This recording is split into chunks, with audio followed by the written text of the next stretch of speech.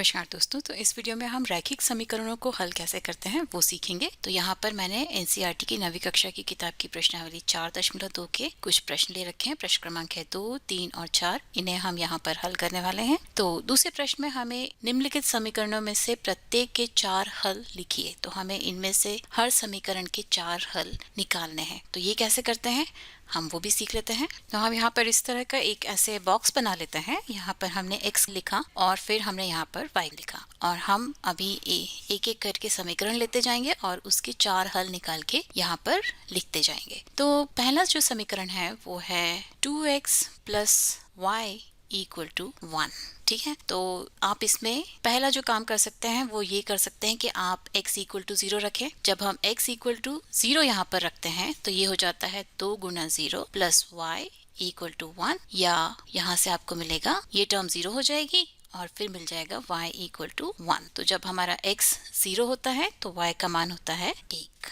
और दूसरे केस में आप क्या कर सकते हैं, आप y का मान 0 रखें अगर, तो यहाँ इस समीकरण में यदि हम y का मान 0 रखेंगे तो हमें मिलेगा 2x + 0 = 1, या 2x = 1, या आप कहेंगे कि x = 1 / 2। तो y का मान जब हम 0 लिखते हैं तो हमें x का मान मिलता है 1/2। और उसके बाद आप इस समीकरण में यदि x का मान 1 रखें तो आपको मिलेगा 2 × 1 + y बराबर है 0 के, या 2 + y बराबर है 0 के, या आप कहेंगे y बराबर है -2 के। तो जब हम x का मान 1 रखते हैं तो हमें y का मान मिलता है -2। तो इसे भी हम यहाँ पर लिख लेते हैं। और इस समीकरण में यदि हम x का मान 2 रखें तो x = 2 के लिए ये समीकरण हो जाएगा 2 × 2 + y बराबर है 1 के, या 4 + y बराबर है 1 के, या y बराबर है 1 - 4 या -3 के। तो x = 2 रखने पर हमें y का मान मिलता है -3। ठीक है, तो इस तरह से आप इसके उत्तरों को दर्शा सकते हैं। पहले मैंने किया x का मान 0 लिया, फिर y का मान निकाला, और दूसरे केस में मैंने y का मान 0 लेके x का मान निकाला, और उसके बाद मैं x का मान जो है 1, 2, 3 ऐसे करके बाकी के सॉल्यूशंस निकाल सकती हूँ। या तो आप ऐसे कर सकते हैं, या आप x का मान को अज्यूम कर सकते हैं 1, 2, 3, 4, और उसके लिए y के मानों को निकाल सकते हैं। तो चलिए अभी हम दूसरा प्रश्न हल करते हैं। दूसरे प्रश्न में हमारा समीकरण है पाई × x + y = 9। तो इसमें भी हम क्या करेंगे, पहले x = 0 के लिए मान निकाल लेंगे और फिर y = 0 के लिए मान निकाल लेंगे। तो जब हम x के जगह पर 0 रखते हैं तो हमें मिलता है पाई × 0 + y = 9, या y = 9। तो यहाँ से हमें y का मान मिल जाएगा 9। और जब हम यहाँ पर y = 0 रखते हैं तो पाई × x + 0 बराबर होगा 9 के, या पाई x बराबर होगा 9 के, या आप यहाँ से कह सकते हैं x बराबर होगा 9/पाई के। तो y = 0 के लिए x का मान होगा 9/पाई। ठीक है, और अभी इसके बाद हम x = 1 और x = 2 के लिए y का मान निकाल लेते हैं। तो जब हम यहाँ पर x = 1 रखते हैं तो हमारा समीकरण हो जाता है पाई × 1, पाई को 1 से गुणा करने पे हमें पाई मिलेगा, + y = 9, या आप कहेंगे y = 9 - पाई। तो x = 1 के लिए y का मान हमें मिलता है 9 - पाई। ठीक है, और जब हम x = 2 रखते हैं यहाँ पर तो हमें मिलेगा 2 पाई + y = 9, या y = 9 - 2 पाई। तो x = 2 के लिए y का मान हुआ 9 - 2 पाई। तो ये 4 हमारे इस समीकरण के हल होंगे। तो आप देख सकते हैं यदि 2 वेरिएबल्स में एक समीकरण हो तो उसके आप कितने भी हल निकाल सकते हैं, उसके अनंत हल हो सकते हैं। और ये वास्तव में दर्शाता है कि ये जिस रेखा का समीकरण है उस पर अनंत बिंदु हो सकते हैं। तो चलिए अभी हम तीसरे प्रश्न को हल करते हैं। तीसरे प्रश्न में हमारा समीकरण है x = 4y। तो आप देख सकते हैं कि यहाँ पर x जो है वो y का 4 गुना है। तो यहाँ पर हम y के वैल्यूज अज्यूम करेंगे 0, 1, 2 और 3, और उसके बाद फिर हम उससे x के मान को ज्ञात कर लेंगे।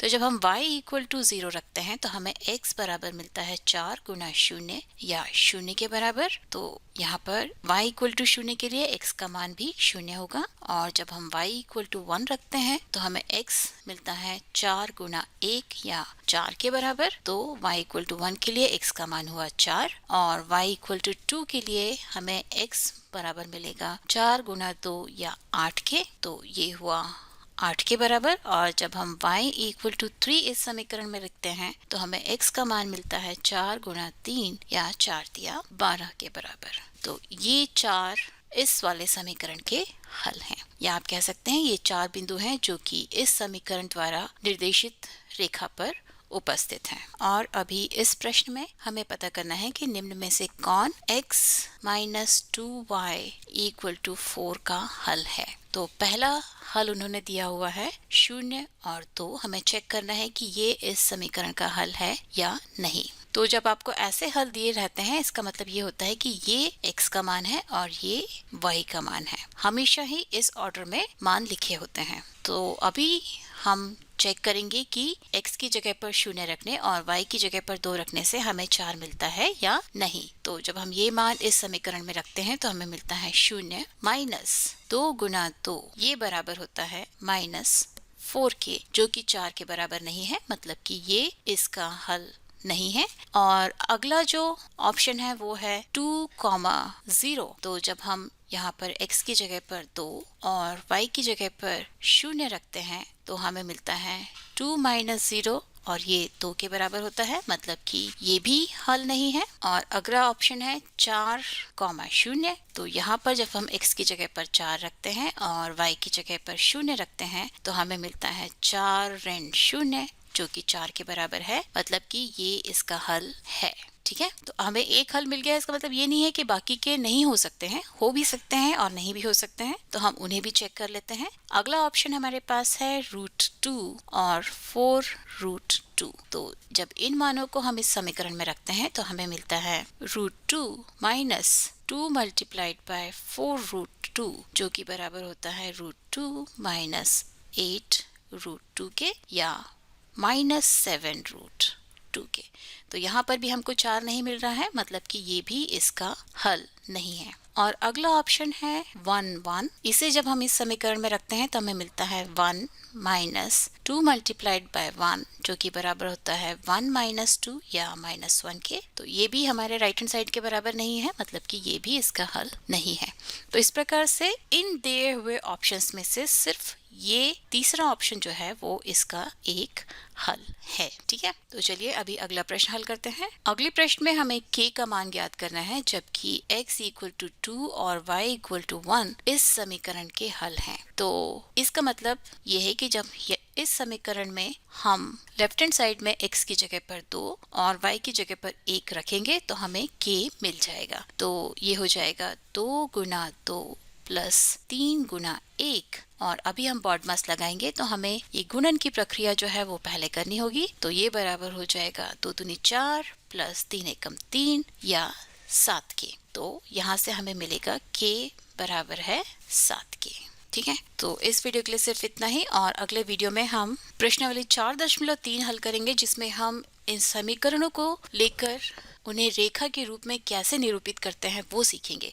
तो समीकरण को देख के रेखा कैसे बनाई जाती है, उसका प्रोसीजर क्या है, वो हम सीखेंगे। तो वो बहुत ही इंपॉर्टेंट वीडियो है, तो उसके लिए आप मैथ स्मार्ट हिंदी को देखते रहिए, उसे सब्सक्राइब कीजिए और अपने दोस्तों को भी बोलिए कि वो भी मैथ स्मार्ट हिंदी देखें और उसे सब्सक्राइब करें और नोटिफिकेशन बेल बजाना मत भूलिए, क्योंकि तभी आपको पता चलेगा कि मेरा अगला वीडियो कब आने वाला है। तब तक के लिए नमस्कार।